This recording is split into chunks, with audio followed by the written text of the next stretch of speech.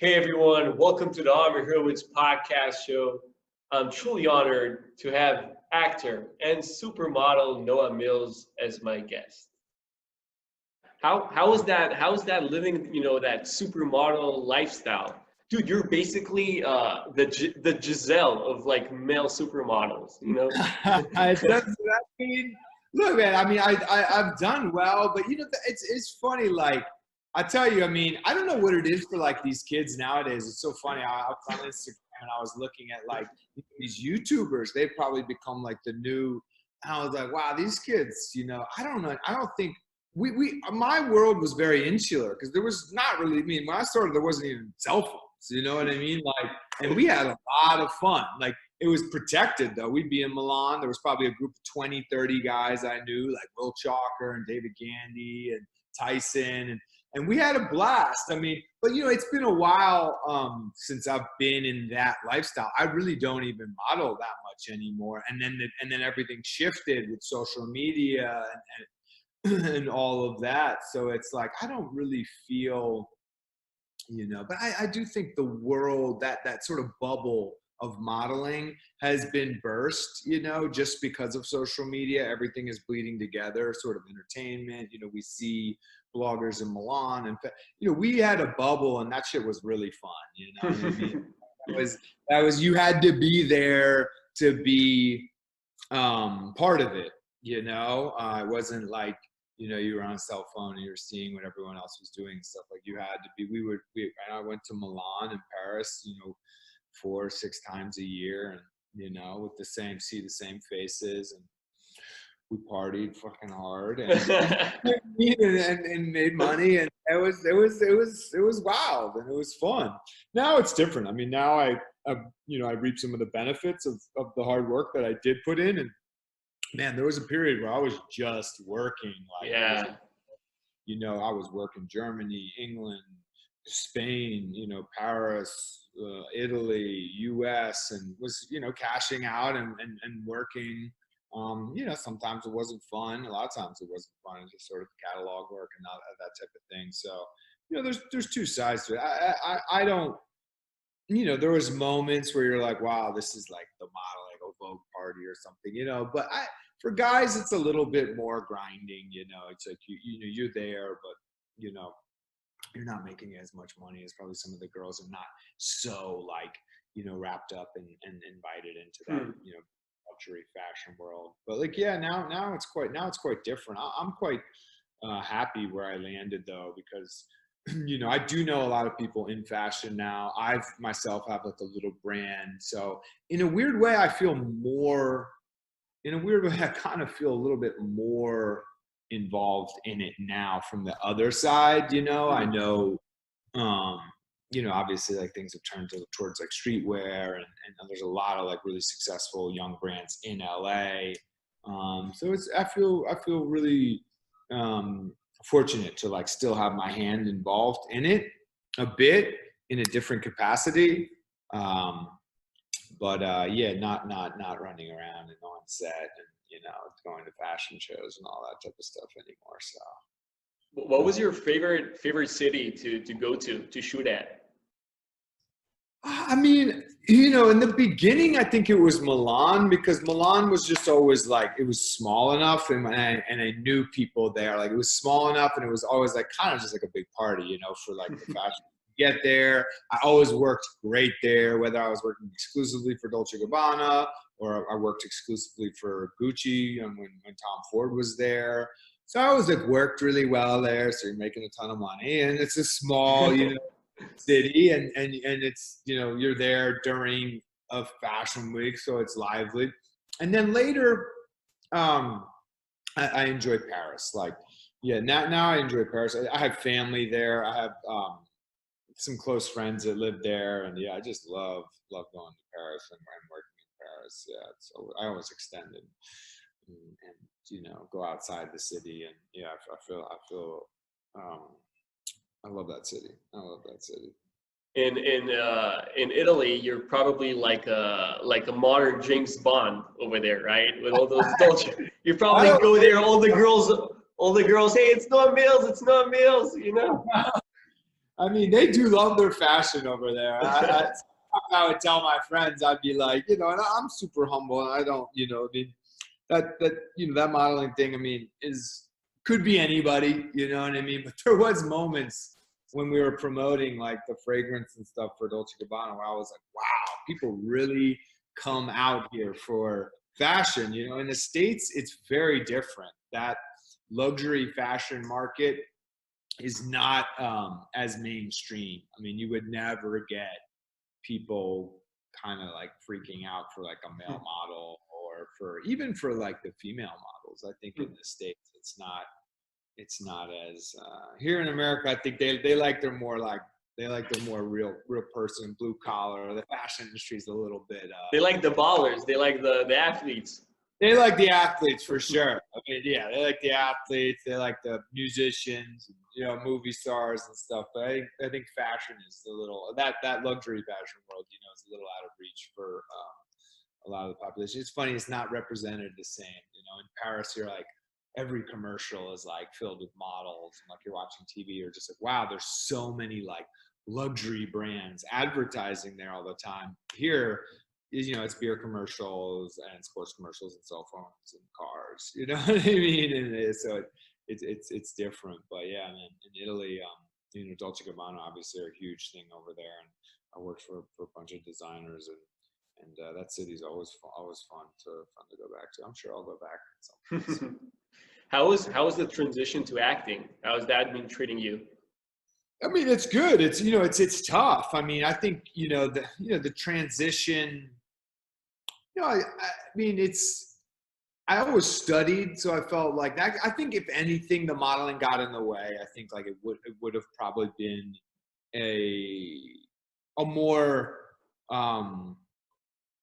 just like a more traditional trajectory if I would have just started acting. Who knows if I would have made it or not, but you would have gotten the feedback, been like focused. And I think I came with a little bit of an asterisk, like, oh, this guy is successful, or he's got representation because, or, so I think in the, the acting world, people are wary of that. They don't want to be, be getting pushed on somebody for some other reason. I think now it's probably social media, right? Like, is there this pressure to hire people with social media following? I'm sure directors and casting directors don't want to, right? Because they've been trained to just get the best person in the room. And I always wanted that opportunity. I was like, don't look at me with that lens, because like I don't necessarily feel very attractive or want to feel attractive for this part. Like I just want you to feel my energy and whether or not you believe me as this character, which is harder to do when you already have a preconceived notion of somebody. It's like, oh, this guy's a big basketball player, and they come in the room and they're, auditioning for a cop. In your head, you're going like, you're seeing the guy play basketball. You know what I mean? So I think with me, it's like, this guy's a huge model. And, people come in, they're looking at you like, oh, like, is he amazing looking or some shit? You know what I mean? But like, that's, so, I think if anything, it fucked with my psyche a little bit. Like I felt like I had to bring this sort of, look or live up to this expectation of this look. And I think it also probably, skewed the way people were looking at me when I came in the room. I mean, not to like, it also helped me get representation, and also helps you get in the room. So there's pros and cons. But I'll always remember like the creator of The Brave, which was very much just like an acting job. I mean, that character wasn't written like as some handsome guy. It was just, he was the character, whatever, not the lead, but, and the Dean, George Aris, the creator, came up to me when we were filming the pilot and was like, I had no idea like you had this other big career. And he said, I don't know that I would have hired you if I would have known, because McGuire, the character you're going for, was meant to be like the tough, kind of like salt of the earth guy. Like I would have not wanted a model or something in his character. And that goes to show, that cannot help. He literally said that. Like, I don't think I would have cast you if I would have known, you had done all this modeling. So Yeah, hopefully people will forget, and then I can book some more acting. You know? With all of those Dolce and Gabbana ads running around and around, I don't think Yeah, anyone is no, going to forget, man. you know, Google, it's like, what can I do? You know, it's out there. You don't really think about that when you're young and making money and running around. But yeah, no, it's a process. It's a process, and you know, I'm game for it. I like I say, I have some other things I do which I really love, which fill the time. I'm working on a Marvel project right now. It's not a big part, but I'm on a huge production, probably the biggest scale production I've been on. Wow. Awesome to see. Yeah, it's got, you know, it's the Winter Soldier and Falcon. Yeah, I read about it. Ashton Stan. You know, and it's cool to just be on that size of a project and be like, wow, I'm here. You know, I'm here. I'm working, like, you know, for my acting and, you know, for that, and that's cool. And I want more. You know, I just gotta. It's a tough process. It's also really tough, I do think, right now because, you know, obviously with COVID, there's so many restrictions and people are kind of tight. So like, I'm still at a level where I think I need somebody to take a chance on me, especially for that next level of part. You know, it's like I have to have a director say like, this guy hasn't been in that many things, but like, I like him and like, let's go with it. So, and that's a little tough. I like to go into the room and I like to meet people in person.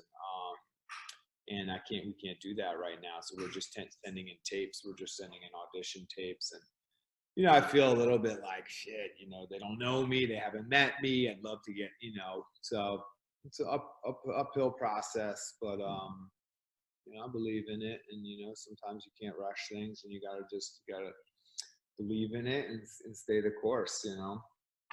So how does your day look like right now? I mean, my days are jumping around a lot. I've actually been kind of busy. I've been doing homes here. So like I have a house in Venice that I built from scratch with my brother, which is a great property down there. It was featured in Architectural Digest and we had so much fun doing it. And then you know, Venice is a little touristy and whatnot. And more than anything, I just wanted to do something else and have that creative process going along, you know, with the acting and stuff. So I bought a house on the other side of LA, sort of in the hills, and it's different style house, and I've been fixing that up. So a lot of that, I don't do like the hard work myself. Like I had, you know, a builder, but you know, putting together a house is a lot of little things. So I do a lot of that. Still have guys here working on that. I have a small clothing brand called NM Athletics, which is actually a fucking shitload of work. Sometimes I'm like, why am I doing this?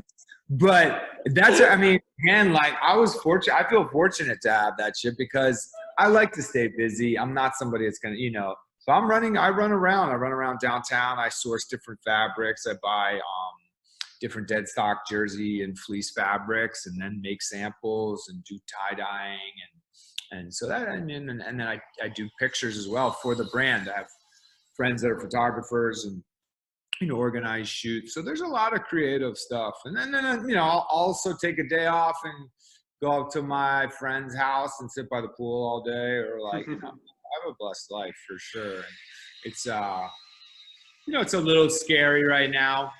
Sorry, guys are cutting outside. That's a little worrying right now. I think everybody's feeling that where it's like, whoa, are things coming back?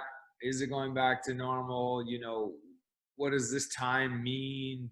I think there's a certain perspective for me, like, okay, if everything is changing, what do I want my life to look like? What are the important things, you know? And so it is a tight time. I think people are a little anxious and rightfully so, but I think the best way is just to stay creative and stay productive. I'm also writing a script, so I got plenty to work on. And I got a dog, you know. And I love her. I love her to death. I feel like this guy hates his dog. No, I love her to death. But it's a lot. It's a lot having a dog. So it's like, you know, but that's been fun too. So some changes and some growth and some, you know, continuing of creative endeavors, especially with the clothing in the house. And then, you know, recently the auditioning has started to uptick. So, you know, I'll get an audition. They usually want it in 2 or 3 days, and you got to work on it, find somebody to tape with, and that tape together and edit it out. So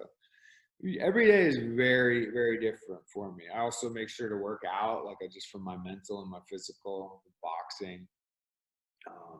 Try to get good. Yeah, I food. saw on Instagram you hitting that shit.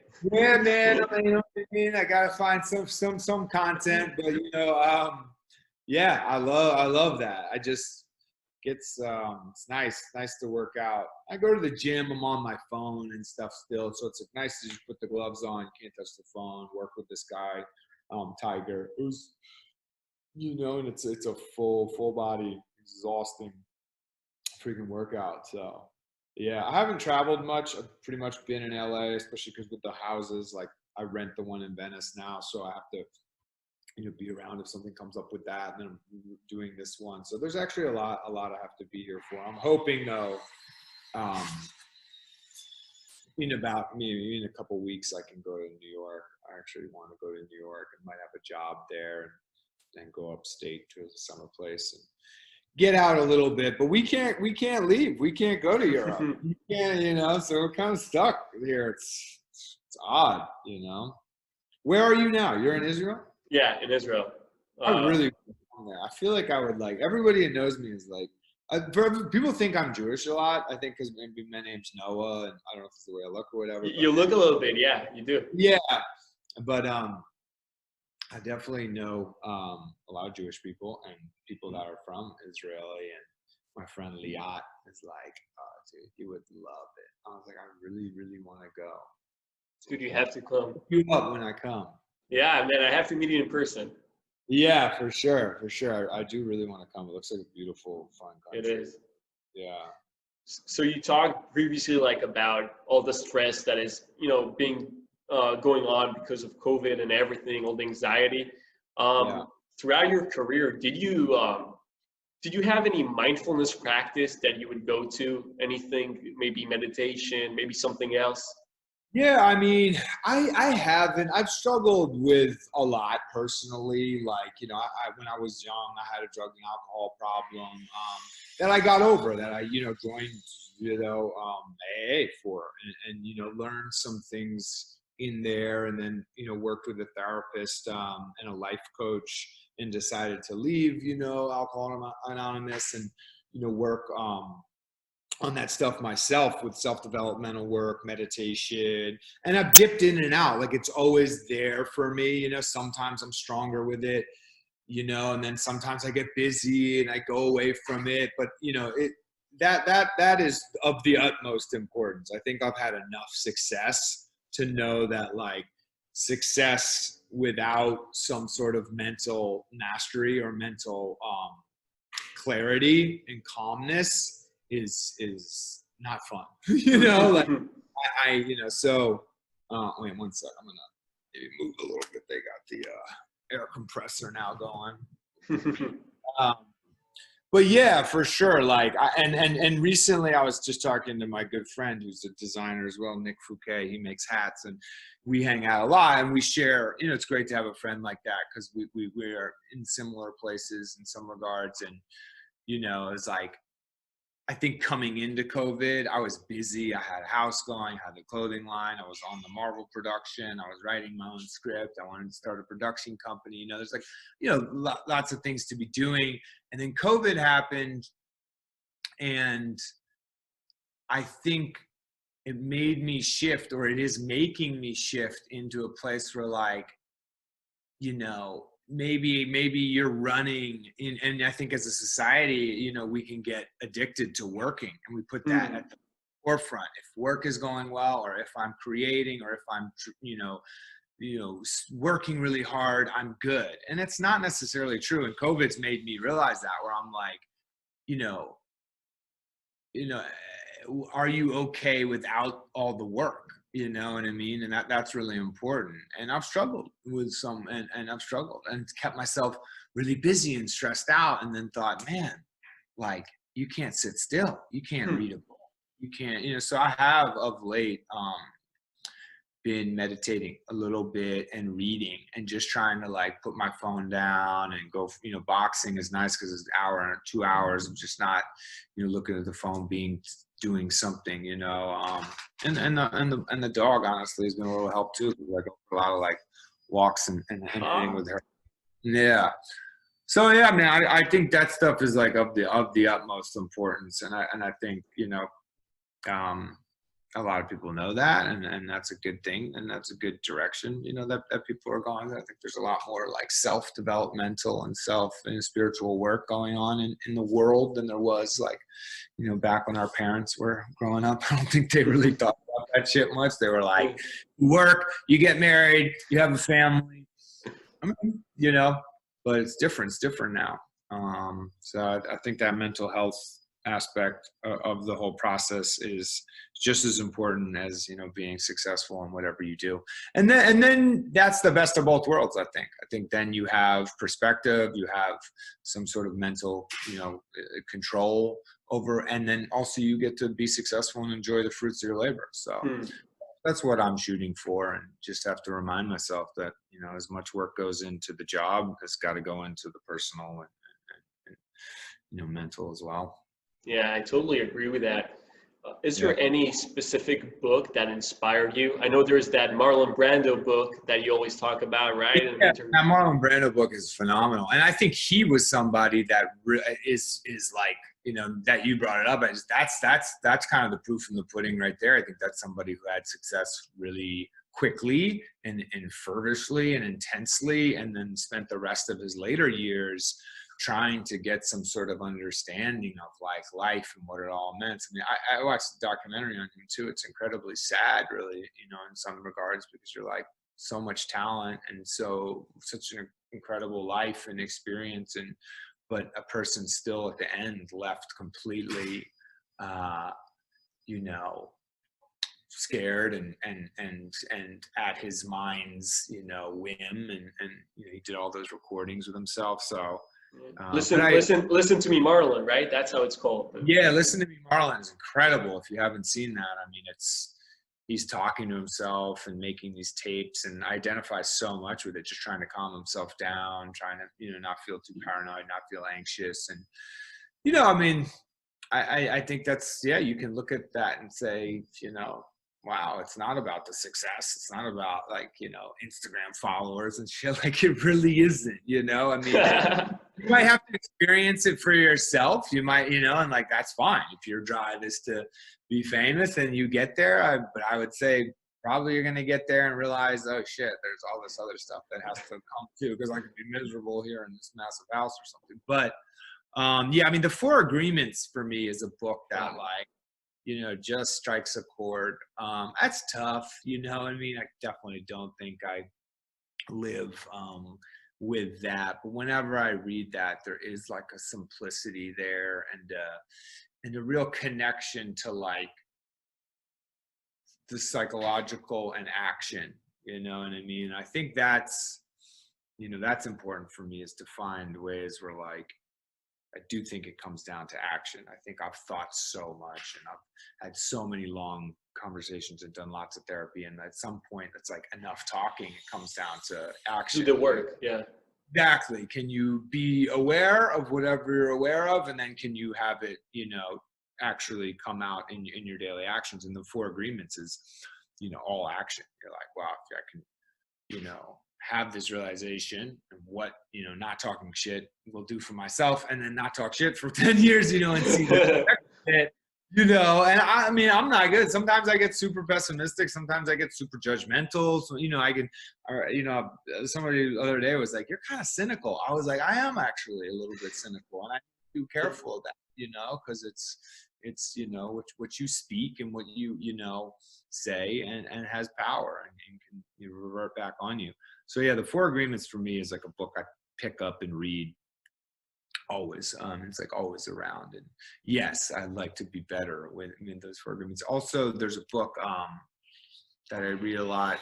I always get mixed because it's a play on words. It's The War of Art, right? You know, there's a so this one's The War of Art by Steven Pressfield, and it's about a writer. You know, it's about a writer who just deals with the difficulties of action and, inspiration as a writer. And I just find it's just like one page, basically, excerpts and examples. And I find it really inspiring. This guy's been through a lot and has a very human and relatable way to that you can relate to being a creative person, and how do you get to creating something, a product, and getting it out the door and having it made and moving and not getting caught just in thought, so that's another one. But yeah, there's a lot of good books out there, man. How's your screenplay going? I think it's about the male model industry. If I have that one. That's a pilot I wrote for a potential TV show that I was developing with some producers. That's that's there. I have that in conjunction with some people. But the thing I'm writing right now is actually a thriller that I want to shoot, sort of a 1970s style. A little Deliverance, which sounds that's scary, but yeah. I had this summer place, and I've spent all my life, all my summers of my life, upstate New York, and kind of always had this idea for a thriller that also, has a bit of the social construct of this place up there, which is that there's wealthy vacationers and more working class local people, and there's something I kind of always have thought of that brings a certain eeriness and a certain edge and tenseness up there in that area. So I'm just working on that. But I mean, screenwriting is obviously, I do want to test my hand at that. I think I like screenwriting. I'm not I don't have a great command of the English language and stuff, but there's something that I've taken from screenwriting, even because you're writing for the imagery. For me, you're writing for the minds to play the movie. You're not having to spell and weave such art with the vocabularies like Arthur Miller or the great writers. You're really just writing the bones of what's to be filmed. So I don't feel as challenged, to write beautifully, if you will. It's like, I have a story. Let me get the bones down here in the script format. The real art or the impression will come when we film and edit and do all that. So, but yeah, we'll see. We'll see. But I do think at some point I will be able to make my own film, and that could be a really rewarding process for me. In a movie about yourself, let's say someone made a movie about Noah Mills, the male supermodel. Which actor would play you? Who would you place as Easy, man. I'll play me. I don't know, man. Ain't nobody making a movie about me.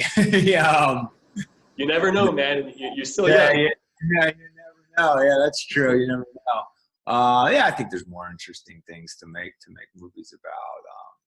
But I do think there's something, and who knows, that modeling project I think could come to light. There's so many, it's hard, and it's there's so many interesting things, and undoubtedly my experience has been very interesting. I think on a lot of levels, there's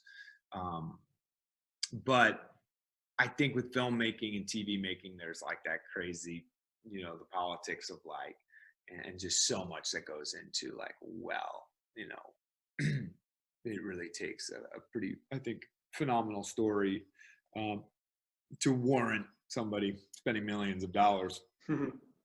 But maybe one day I'll write a book just for the. But it was an interesting experience, and the pilot I wrote about that show had a lot of that in there. A lot of the guys that start modeling, come from not much. I found that it wasn't, I think now it's a lot of celebrities, kids and stuff. Not when I was starting. A lot of the guys were from nothing, from caravan parks and, friends from, broken homes. Honestly, it took a certain type to just say, fuck it, I'm going to New York. I'm going to live in a small apartment, you know what I mean? And I come from a good family, but a lot of the guys were pretty rough around the edges. very straight too. I thought like we were young and we were after girls, you know, and then you're put into an industry where a lot of the people that are making the decisions, the professional side, are gay, you know. So that was an experience for me, just you know, being around. And so there was a lot of interesting highs and lows, and you know, psychological development of people. I saw kids lose their minds. I saw kids become stars. I saw, you know, people just absolutely hate it and return back home very quickly, you know. So there is an interesting world there. I think people tend to scoff at it a little bit. They're like, male model, you know, and you can't. It's silly, you know what I mean? Zoolander and whatnot. But look, like, you know, they're humans, you know what I mean? So like, inevitably, there's some very interesting stories, you know, and some heartbreaking stories. So, was there like harassment and stuff like that going on? I never really, you know, I mean, definitely something to navigate. Like, I had not been around gay people before in my life. I really hadn't. I lived in Australia, I lived in Canada.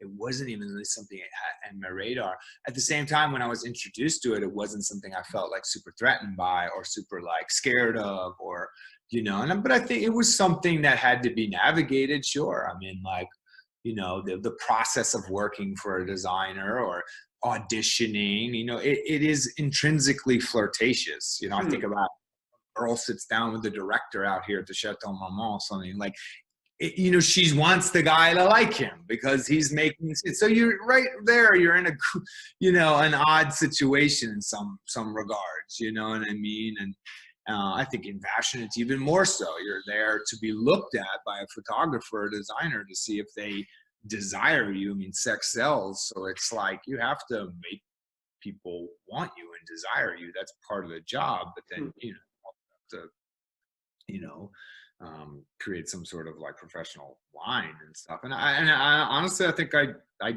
for whatever reason, did really well with that. I mean, I worked with, you know, a lot of, you know, gay designers and a lot of like, and had good long relationships. So it's like, you know, it's definitely something I think that honestly kept me in the industry, because I did see guys that couldn't deal with that, you know, that just wasn't, you know, part of their ideologies or whatever, or their beliefs, or they're just didn't like it. They're young, you know, and left. But I didn't feel harassed, you know. I didn't feel harassed. I felt like I was, you know, there to work. And you know, I also was fortunate enough to start working at a high level quickly. Maybe it's a little harder if you're, you know, if you're really feeling desperate or something like that. But I didn't feel desperate, and I felt like there was some camaraderie and friendship with the designers and photographers, honestly. And if they, you know, really liked me, I was like, great, let's shoot some awesome looking pictures. You know what I mean? That was about it. Did you ever get in a relationship with a female model throughout your career? Yeah. Usually pretty short lived. Nothing. Girls I fell in love with, you know, in some regard. Yeah, for sure. I mean, you know, that's fun. And you know, you go on set and you work with somebody, and you know, you're meant to have a connection in the pictures, and you have a connection in real life, and that's all part of it. I think that happens a lot with actors as well. You know, you're traveling somewhere, you're alone, you know, I mean, fuck, man, that job is, you know, was so lonely, you know, in some regards. You're flying all over the world, you know, alone, just working with clients, but you don't know them. And a lot of times the talent, you know, connects. So sometimes not so much. No, they're not interested at all. But yeah, I had some relationships with some girls. Yeah, that's fun. Nothing crazy. Awesome, man. So I wanna talk with you about before we end up, because I know you're a big b-ball fan. I also used to play ball. Oh, you did? Yeah, I'm 6'2". I think you're 6'2", too, right? Yeah, I'm 6'2", maybe a little bit more. My friends always say 6'2". I say 6'3". But yeah, so I was a 6'2" point guard. In the States, you played? No, here in Israel. Oh, nice, man. Yeah, I know that they ball out there for sure. Yeah, that's cool. There's another, I'm forgetting his name. There was a male model who played professionally, I think in Italy, as Serbian model. God, I can't remember. He'd kill me. We were friends too. And he was a good baller. He was a really good baller. But there's a couple guys that played. Oh, that's fun, man. So you still play a little bit? I haven't, not recently, but I need to get back to it. Yeah. I know. You play? I absolutely love the NBA. I think I'm so envious of those guys. I really think it's like, the Cinderella time with the NBA, where like, it's just this great sport. I think soccer and the NBA are just like built for the modern world right now so well. But I'm I a still, Lakers fan. You as well, right? Lakers all the no, way, man. I'm a fan. I mean, Are you? I have for whatever reason, I felt so broken and sad by Kobe Bryant's death. Wow. Not necessarily because it was like bad, just as a human being, just as like following him and like seeing, I don't know what, I think a lot of people just like struck a chord, but honestly, when I was growing up and they were dominating, I was like, screw the Lakers, fancy LA. I hadn't been to LA. I was like, I don't like the jersey, still don't, but like, and I was like, no. So I was a Boston fan when they had Paul Pierce, and Kevin Garnett was always one of my player of mine. So I haven't really had a city, that I pick from. In Baltimore, the Washington Wizards, who used to be the Washington Bullets, actually play in Baltimore, but they've never been that very good. So but I'm just a fan of the game, fan of some players. Man, I loved watching Chris Paul play with Oklahoma. I got them. That was a good series. It was a good series. I watched the game last night. I think the Lakers, if they get it together, man, just one more notch, I don't think they can be stopped. There's a lot of big, gosh, yeah. But I still play a little bit, and I have a clothing line, and Joakim Noah got some stuff from me and was wearing. In my mind, I was like, and I told him, I was like, Dad, your dad's like the first guy on my mood board, whenever I'm Yannick Noah, which was cool. So who knows, man? I was like, maybe I'll end up like this NM Athletics thing will work out. Like I'll get to like sponsor some athletes or like get it in there in the NBA somehow. I don't know. the next Supreme, man. The next Supreme. Yeah, exactly. NM Athletics all the way, man. And I was like, wow, I could imagine making a tennis kit and finding like a good young player and getting some gear on them. But yeah, it's a great sport. That's cool to know. Well, if I come to Israel, man, we got to find a court. We got to play, man. Yeah. Do they pick up ball out there and stuff? Yeah. Oh, of course, man. They're very, very, very tough, very aggressive defense in Israel. Yeah, I can imagine all that military training. All that hand checking, man. Ow! I can feel my wrist hurting already. Anyways, man, thanks a lot for taking the time to talk with me, man. My pleasure. I'm glad we did it. You seem like a super cool guy, and good luck with the show and everything, man. I'm glad you had me on. I'm honored. And yeah, man, well, let's keep in touch, man. You're really, you're an amazing, special guy. You really are. Thank you, man. I really appreciate that. Yeah, absolutely, man. I got you on Instagram and stuff. We'll stay in touch, and you get out this way, let me know. If I get out that way, I'll let you know. Awesome, man. Thanks a lot, man.